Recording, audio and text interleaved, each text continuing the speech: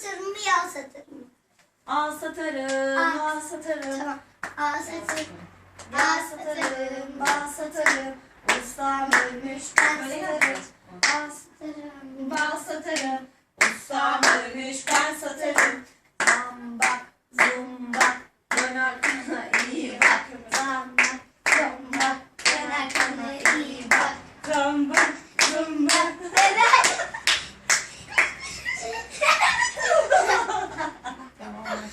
Yağ satarım, bal satarım. Ustam ölmüş, ben satarım. Yağ satarım, bal satarım.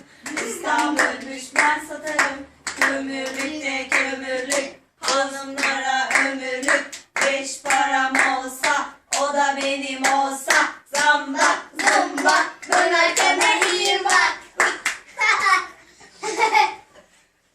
Hadi. Yağ satarım, bal satarım. Ustam ölmüş, ben satarım. Yağ satarım, bal satarım.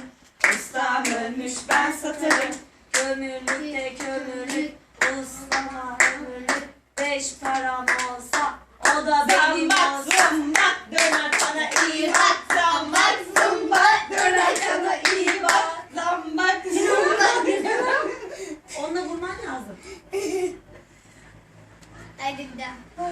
Yağ satarım, bal satarım. Ustam ölmüş, ben satarım. Yağ satarım, bal satarım. Ustam ölmüş, ben satarım. Kömürlükte kömürlük, hanımlara ömürlük. 5 param olsa, o da benim olsa. Zambak, zumbak, dön arkana iyi bak. Yakalayacağım. Yağ satarım, bal satarım.